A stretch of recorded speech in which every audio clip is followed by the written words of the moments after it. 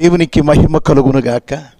మన ప్రభువును రక్షకుడైన యేసుక్రీస్తు వారి నామంలో మీకు మా హృదయపూర్వకమైన వందనాలు, శుభములు మీకు చెల్లిస్తున్నాను. మీ అందరికీ వందనాలండి ప్రియులారా. మరి నవంబర్ మాసం నుండి నిన్నటి వరకు కూడా ఈ క్రిస్మస్ ఆరాధన కార్యక్రమంలో ప్రయాసపడిన ప్రతి సంఘ బిడ్డలకు, ప్రయాసపడిన ప్రతి దైవ సేవకునికి నా హృదయపూర్వకమైన వందనాలు. ప్రియులారా,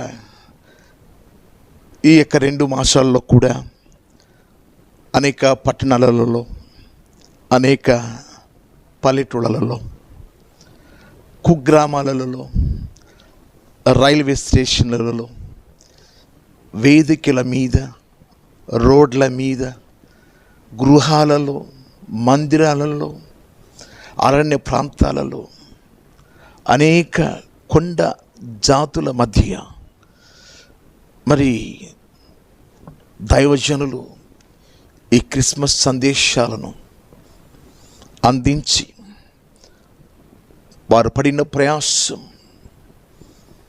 నా కళ్ళారా చూచి ఈ సందేశం మీకు అందించడానికి పరిశుద్ధాత్మ ద్వారా మీ ముందు ఉన్నాను. ప్రియులారా, నిజముగా ప్రయాసపడిన ప్రతి వారికి మరొకసారి నా 2 చేతులు జోడించి వారికి నమస్కరిస్తున్నాను.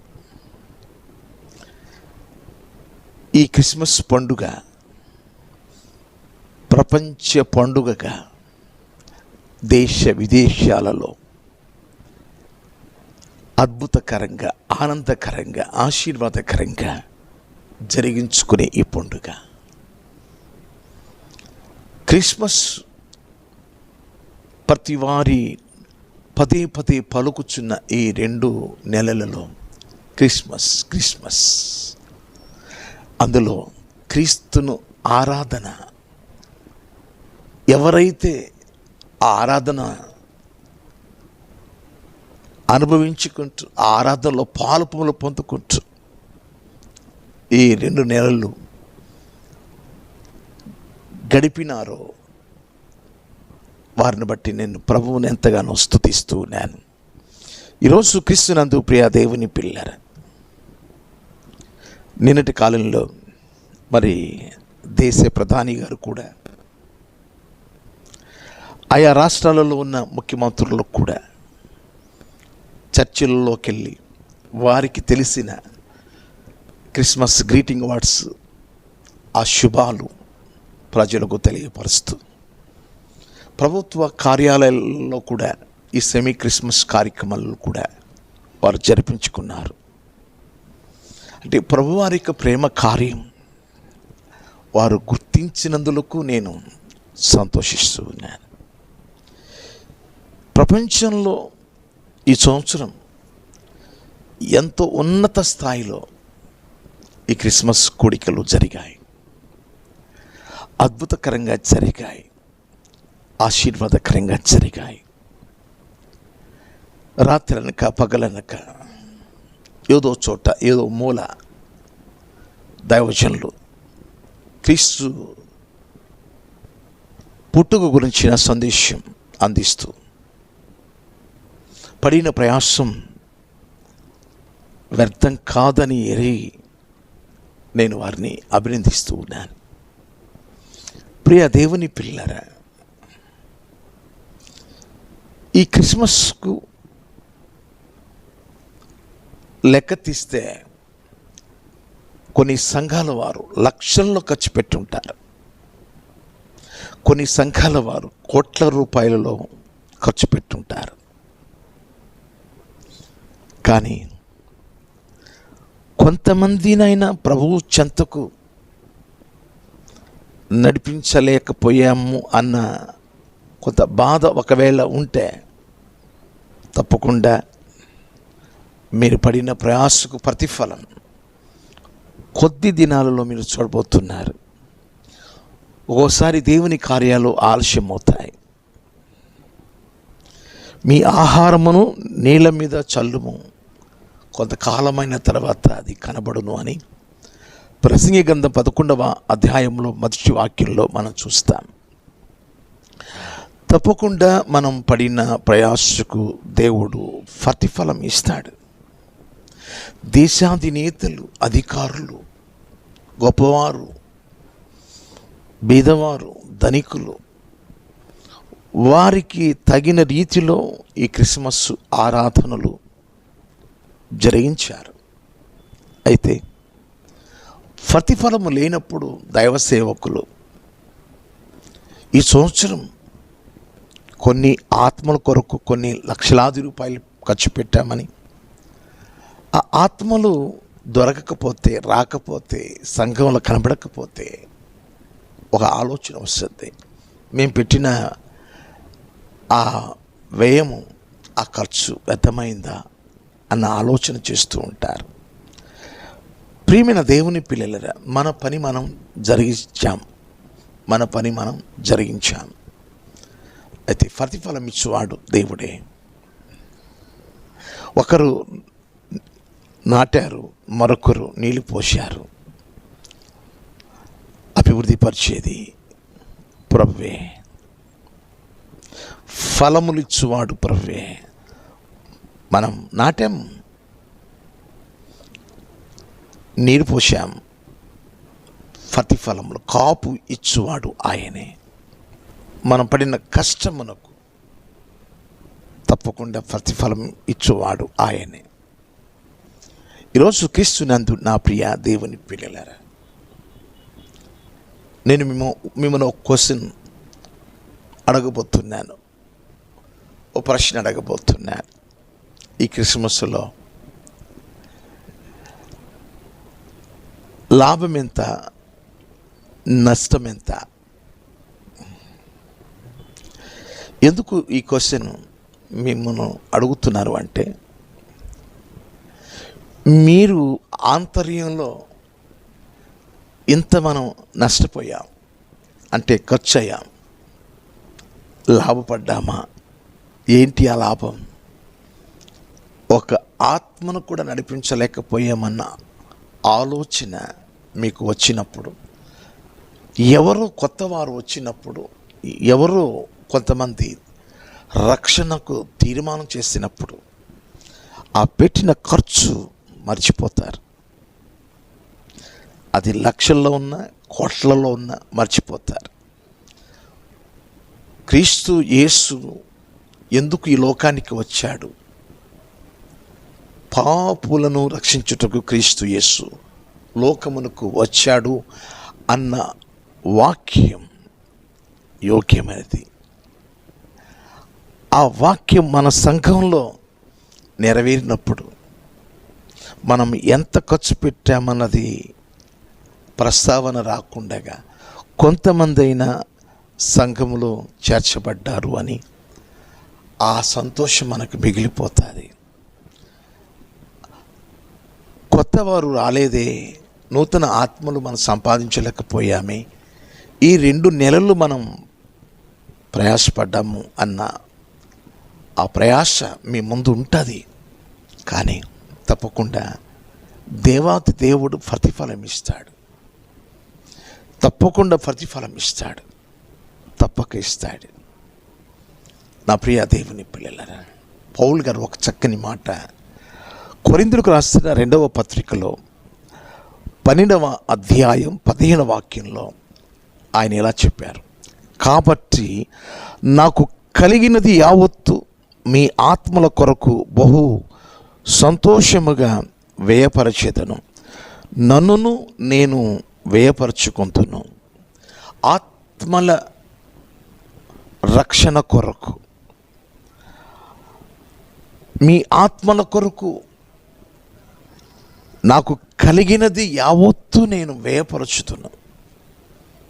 అవును, ప్రతి సంఘపు వారు, ప్రతి దైవజనుడు ఎంతో వ్యయపరుస్తారు ఈ క్రిస్మస్ పండుగలో. Grand Christmas, semi Christmas, youth Christmas, women's Christmas, ఇటువంటి పేర్లతో, ఐక్య క్రిస్మస్, ఇటువంటి పేర్లతో ఎన్నో వేల రూపాయలు ఖర్చు పెట్టి ఒక మంచి దైవ సేవకుని పిలిపించుకొని స్వర్తమానం అందించి ఉంటారు. అయితే ఆత్మల రక్షణ పొందకపోతే ఒక క్వశ్చన్ వచ్చేస్తుంది, అయ్యో పడిన ప్రయాస వ్యర్థం అయిందా అన్న ఆలోచనలోకి వచ్చేస్తారు. నా ప్రియ దేవుని పిల్లలారా, మీరు పెట్టిన ఆ ఖర్చు, మీరు పడిన ప్రయాసకు ప్రతిఫలం తప్పక కొద్ది దినాలలో మీరు చూడబోతున్నారు. ప్రియులరా, నమ్మిన వారు దేవునికి స్తోత్రం చెప్పండి. ప్రైజ్ ద లార్డ్, హల్లెలూయా.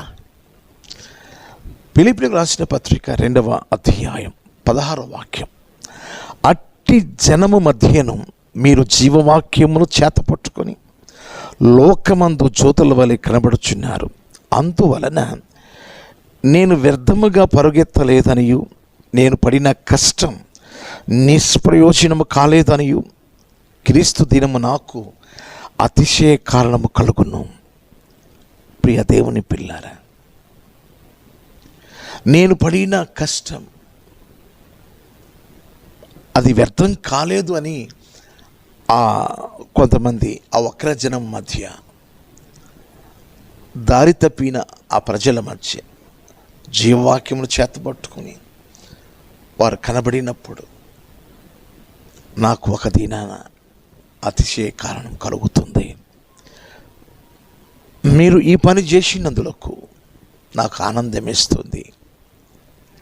ఆత్మీయ తండ్రులు, ఆత్మీయ తండ్రులు, సంఘ కాపరులు, వారికి ఉన్న ఆనందం ఒక్కటే ప్రియులారా, కొన్ని ఆత్మలను సంఘములోకి నడిపించటమే, కొంతమందిని ప్రభు చెంతకు నడిపించటమే వారికి ఉన్న ధ్యాస, ప్రయాస. ఆత్మల రక్షణ కొరకే ప్రతి దైవజనుడు పరుగులు తీస్తూ అలసిపోతాడు. ఈ 2 నెలలు బహుగా అలసిపోయారు. ఈరోజు ఈ వర్తమానం మీరు విని ఆనందించండి ప్రియులారా. పని పూర్తవగానే ప్రతిఫలం ఉంటుంది.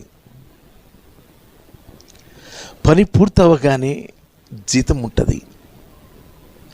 పని పూర్తవగానే ఆశీర్వాదం ఉంటుంది. ఈరోజు మీకు ప్రతిఫలం ఇచ్చే దినంగా దేవుడు యోచనలో ఉన్నాడు. ఏ సంఘం ఆత్మల రక్షణ కోసం ప్రయాసపడ్డారో, ఎన్ని దండయాత్రలు చేశారు, ఎన్నో సువార్త కూడికలు పెట్టారు, ఆయా ప్రజల మధ్య ఆయా స్థలాలలో వెళ్ళి దివారాత్రములు ప్రయాసపడ్డారు. మీ ప్రయాసకు తప్పకుండా ప్రతిఫలం ఉంటుంది.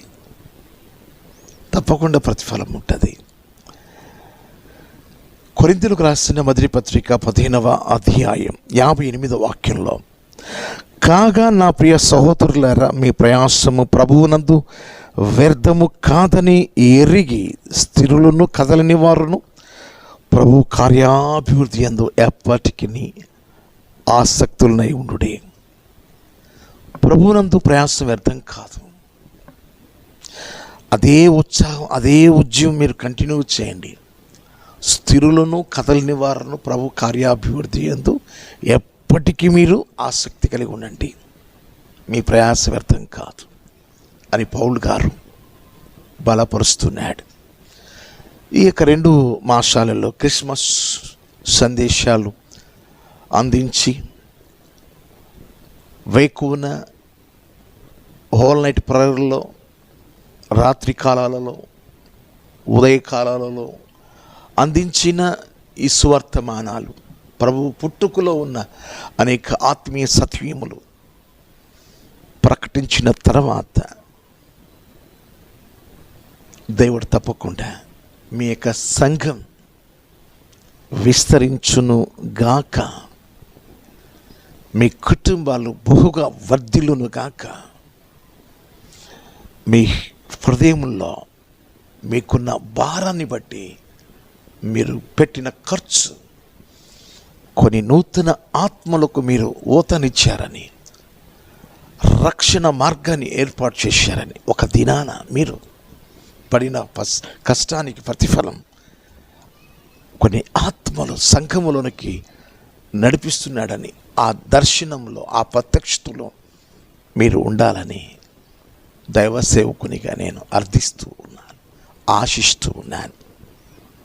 ఈరోజు క్రీస్తునందు నా ప్రియ దేవుని పిల్లలారా, కొరింథీయులకు రాసిన మొదటి పత్రిక 9వ అధ్యాయం 19వ వాక్యంలో, నేను అందరి విషయమై స్వతంత్రులై ఉన్నను, ఎక్కువ మందిని సంపాదించుకున్నటకై అందరికీ నన్ను నేనే దాసునిగా చేసుకుంటా. ఎక్కువ మంది సంపాదించాలన్న తపన పౌలు గారిది. దానికోసం ఏవేవి లాభకరంగా ఉన్నవో వాటిని నష్టపరుచుకున్నాడు. ఆయన సమస్తమును పోగొట్టుకున్నాడు. తనకున్నదంతా కూడా వ్యయపరుచుకున్నాడు. తను వ్యయమైపోయాడు, ఖర్చు అయిపోయాడు. ఏ సంఘము ప్రభు కొరకు ఖర్చు అయిపోతుందో రేపు లాభంగా దేవుడు ఆ దైవ సేవకులకు కిరీటాలు తీసి పెట్టుకున్నాడు. ఏ సంఘ బిడ్డలు ప్రయాసపడ్డారు వారి కొరకు గొప్ప ఆనందపు అతిశయ కిరీటాలు దేవుడు తీసి ఉంచి ఉన్నాడు. కొన్ని నూతన ఆత్మలను సంఘములోనికి తీసుకొస్తున్నాడు. మీ సంఘము సరిహద్దులను దేవుడు విశాలపరచును గాక. మీ సంఘం ఇప్పటి స్థితి కంటే రాబో స్థితి క్షేమాభివృద్ధిగా మారునుగాక. క్రీస్తునందు నా ప్రియమైన దేవుని ప్రజలారా, దైవ జనాంగమా, మరోసారి నా హృదయపూర్వకంగా నా నిండైన వందనాలు మీకు చెల్లిస్తున్నాను. మీరు పడిన ప్రయాసను బట్టి నా దేవుడు పరిశుద్ధాత్మ ద్వారా కొన్ని విషయాలు మీతో పంచుకోవడానికి, మీతో ఈ రీతిగా కలుసుకోవడానికి, ముచ్చటించుకోవడానికి ప్రభు ఈ దివ్యమైన సానుకూలమైన అవకాశము దేవుడు నాకు అనుగ్రహించినాడు. కనుక మనకు అప్పగించిన బాధ్యత, భారం దేవుడు తప్పక చూస్తున్నాడు. ఆయన కంటికి కానరాని స్థలమే లేదు. ఏప్రిల్ రాసిన పత్రిక 4వ అధ్యాయం 13వ వాక్యంలో ఉంది. కాబట్టి ప్రతి స్థలమందు ఆయన కనుదృష్టి ఉంది. మనం పడిన కష్టాన్ని ఆయన చూచాడు. ఆయన చూచి ఏ సంఘం అంతకంతకు ప్రయాసపడిందో ఆ సంఘానికి దేవుడు అమితమైన ఆశీర్వాదములు ఇవ్వబోతూ ఉన్నాడు. ఈ మంచి సమయాన్ని బట్టి నేను ప్రభువుని ఎంతగానో స్తుతిస్తూ ఉన్నాను. ఎందుకు అంటే, క్రైస్తవులకు దేవుడిచ్చిన భారం ఏంటంటే, ప్రభు సువార్తను ప్రకటించడానికి. అది ప్రభు పుట్టుక, ప్రభు మరణం, పునరుద్ధానమును, ప్రభు పుట్టుక, ప్రభు మరణం, ప్రభు వారి యొక్క పునరుద్ధానం, ఈ 3 ఘట్టములు మర్చిపోనివి క్రైస్తవులకు దేవుడిచ్చినాడు. ఈ 3 పరిస్థితులలో, ఈ 3 కార్యాలలో ప్రతి క్రైస్తవుడు, ప్రతి దైవజనుడు ఎంతగానో ప్రయాసపడుతూ ఉంటారు. మన ప్రభువుని గురించి చెప్పడమే దేవుడు మనకిచ్చిన భాగ్యం. బైబిల్లో రోమీయులకు రాసిన పత్రిక 14వ అధ్యాయంలో 8వ వాక్యంలో, మనం బతికిన ప్రభువారమై ఉన్న, చనిపోయినను ప్రభువారమై ఉన్న, బ్రతికినా చనిపోయినమా మనం ప్రభు బిడ్డలం. రోమీయులకు రాసిన పత్రిక 1వ అధ్యాయం 7వ వాక్యం చివరిలో మనం ప్రభు కొరకు పిలువబడ్డాం. యేసుక్రీస్తు వారుగా ఉండుటకు మనం పిలువబడ్డాం. మరి ఆయన వారంగా ఈ లోకంలో జీవించే ధన్యత దేవుడు మనకిచ్చినాడు. ఈ విషయాన్ని ప్రజలకు మనం తెలియపరిచినాం, ప్రయాసపడుతూనే ఉన్నాం. కనుక ఈరోజు మీతో ఈ విషయాలను మాట్లాడుకునే అవకాశం దేవుడు అనుగ్రహించినందులకు మరొకసారి నా హృదయపూర్వకమైన వందనాలు చెల్లిస్తూ సెలవు తీసుకుంటున్నాను. May God bless you. దేవుడు మెండారుగా మిమ్మును మీ సంఘాలను నా నాటికి అభివృద్ధి పరచును గాక. ఆమేన్. Praise the lord. వందనాలు.